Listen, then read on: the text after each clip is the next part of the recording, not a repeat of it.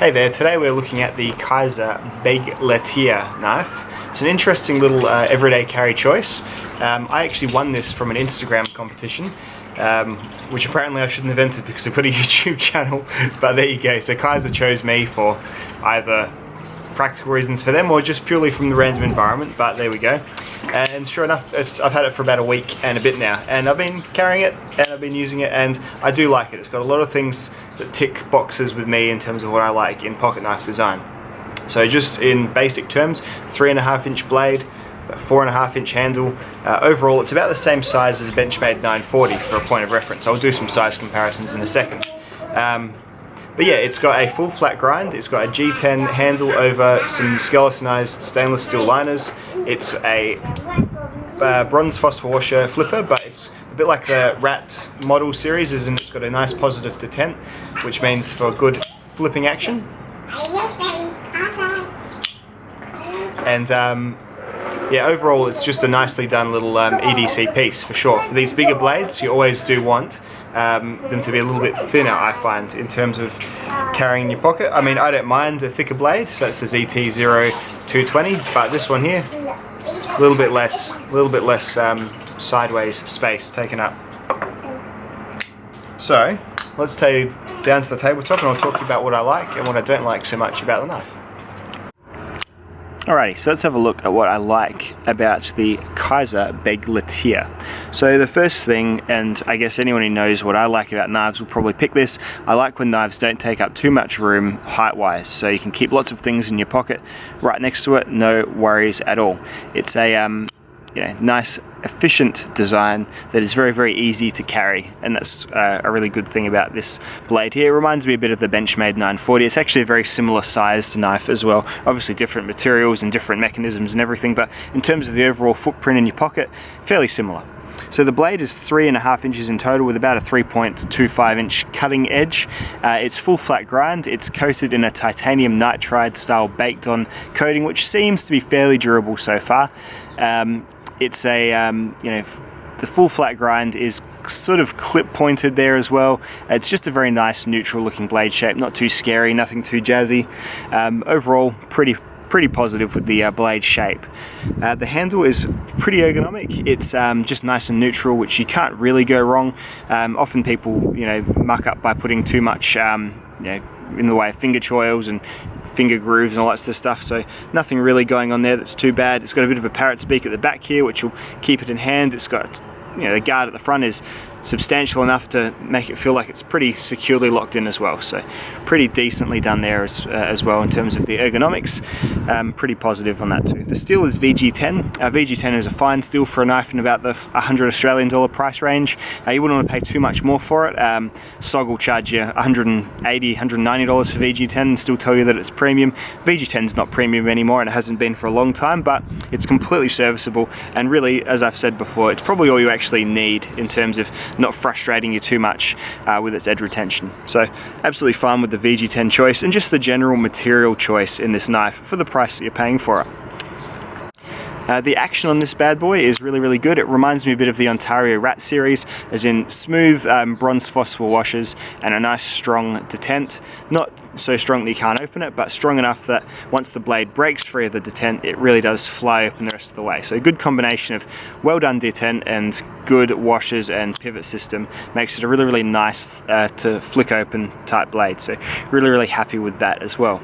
Look, overall, this is a really good knife. There's a couple of things about it that are changeable that I don't like about it that I am going to bring up, but in general it's a positive, and it's definitely about as good as, say, like your Ontario Rat number 1. I think it's actually a bit better than that knife because it's a bit less super bulky whilst having about the same cutting potential. It's about as good as the Delica or Endura. I think those are better in terms of actual performance, which I'll talk about why in a second, but it's just definitely a competitive option, so it's really, really something to consider. But now I will go into the things that I don't particularly love about the blade. Alright, so the blade in terms of cutting. This will cut very well, but as funny as it seems, it's a full flat ground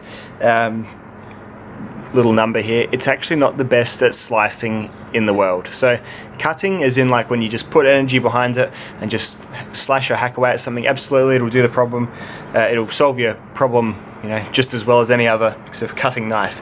However, say we'll look at this Kizer Gemini here. So the Gemini is a really good slicing knife, and it is the same thickness as the Gemini. In fact, it's a little bit thicker, the Begleiter is.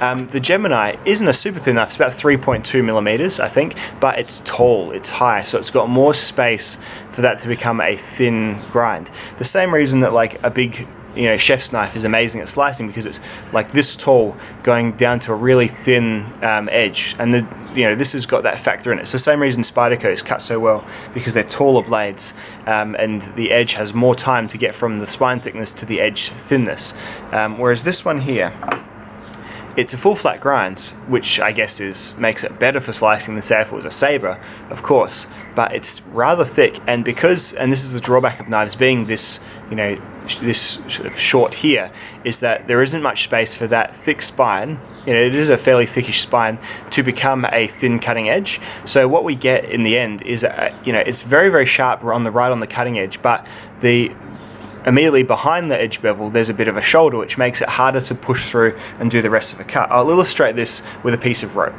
So this is why some of my rope tests are a lot harder than others to do. The absolute edge is one thing, but it's the supporting behind the rest of it that doesn't make the edge last longer or shorter really, but it does make it much more difficult to do my rope cutting test with. So I'll try and zoom in as best as I can and really macro this, and I'll show exactly what I mean. Alright, so let me use this piece of sisal rope to illustrate here. So I'll make a cut, and as soon as you start touching the blade, you hear the cracking of the little fibers jumping away from that very, very sharp blade edge. No worries at all. So it's definitely very, very sharp right on that absolute edge, and as I'm sliding the rope past, the fibers are jumping away absolutely fine. However, once I've got past this point here, where the initial sort of the break in the surface has been made, which is being done here, once the rest of the knife needs to push through and continue cutting, it actually gets a bit hung up on the thicker behind the edge blade there. I know I don't have a microscope or anything to show you. You can make the cut, absolutely, but it takes a lot more downward pressure than say a knife of equal sharpness right now. So say this Kizer Gemini has equal sharpness right now, but it's thinner behind the edge because A, I've backed it up a little bit, and B, because it's had more blade to get to that point. So this Kizer Gemini here really does make the rope jump away a lot more, and so you can get a much deeper initial cut. It's just, and I'm not sure if I'm explaining this sufficiently, but when a knife's sort of thick behind the edge, it really, I notice it a whole lot in my cutting tests, it's a lot trickier to get through a cut, no matter how, how hair shaving it is right here. It doesn't mean it's particularly easy to cut with unless a bit more work's done sort of in this next few millimeters here in terms of thinning the stock out sufficiently, and also perhaps putting a bit of a taller edge on. So this can be fixed, of course, by I'll get on my Tormek and I'll heighten this bevel a little bit, and then I'll add like another perhaps tiny little micro bevel, or you know what, VG10's probably stable enough to use just a sort of a single high bevel. You think of like a Scandi grind, like a true Scandi. That's like a giant version of what I'd probably do with this knife here. So this Kizer, this Gemini here, this was about the factory edge, and you can see I've sort of just gone over it. It's a lot taller, and it's even behind it, so this sort of the grayer steel here is actually a lot thinner just there than sort of the I'm using real layman's terms here, than the grayer steel here, even still. So yeah, it's just it's a thing that I need to point out, because it seems like a full flat grind, it's going to cut really, really well. It actually doesn't cut particularly well as you get it from the factory, so you do need to do a little bit of work if you want to make this a real slicing beast. In terms of just cutting, yeah, it'll be fine. You won't probably notice it too badly if you're just going to use it to open packages, cut cardboard, that sort of stuff. But you know what, if you are a bit of an edge fiend and a bit of a sharpness fiend like myself, it is something that I hope that I've explained sufficiently. It just doesn't quite get through the rope. It does the first little, I'm not sure if you can see or hear, the fibers, they jump away from that crazy sharp edge. It is, it is really, really sharp. It's just, it gets hung up on the, like, for lack of a better word, the shoulder of the edge. It's like, imagine having a really small head and really big shoulders. You can get you and trying to go through like a pipe that's perhaps a little bit too narrow for your shoulders. You know, your head will get through, there are no worries at all, but the rest of your shoulders will probably get stuck. Bad analogy. There's people who can explain this stuff way better than me, but yeah, the edge geometry just isn't particularly as good as, you know, some of the other taller or just other sort of more thoughtfully ground blades. So there you go. So yeah, final thoughts on this knife here. I like it a lot. Its main competition is going to be the Spyderco Enduro and the Rat number 1, which, you know, pretty stiff competition. So the Rat number 1 is a great example of a really good budget knife. It's probably about $30 less than this in Australia, and it comes with D2 steel, which is coated and is going to last a little bit longer. The Delica or the Endura, about the same price as this. They're going to slice a little bit better, but they're less nice in the pocket as this one. This is really nice and thin in your pocket.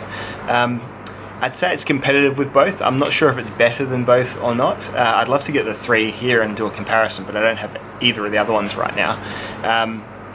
It's the main thing is that it isn't gonna. It might seem like it's gonna be like a real little laser sort of steak knife. It's really not. It's the grinds. It's full flat, which is good for, you know, in one sense for slicing, because things aren't gonna hang up on a saber shoulder. But in the other sense, it's a little bit thick, obviously, and a little bit ending a little bit too abrupt before the edge to make it, as I've sort of hopefully not completely bungled by showing with the rope, making it a little bit less of a great sort of food slicer or, you know, fine task knife. So just some stuff you need to know. I would love to see one without the titanium coating. I'd love to see one in like a S35 VN. It's a really good pattern to work with from here.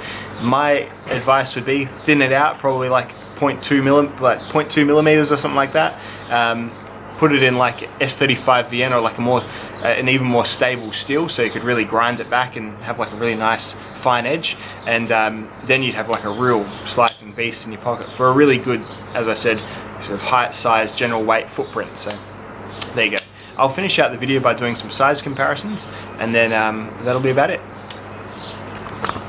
Alright, so this is the blade next to the Viper Keeper, which is like a very peculiar big old D2 sort of dagger style blade there. So probably not the best example because no one really has the Viper Keeper, but it's about the same size. Better to carry, as in narrower though. This is against something that everyone should know the exact sort of feel of, which is a standard Swiss Army knife. There we go. And what else? And a Begleiter as well. You'll sort of know how big those things are. In terms of other knives, this is it next to a ZT-0220. So kind of about the same size, but a much different use of the real estate for sure. This is it next to a Leatherman rebar closed.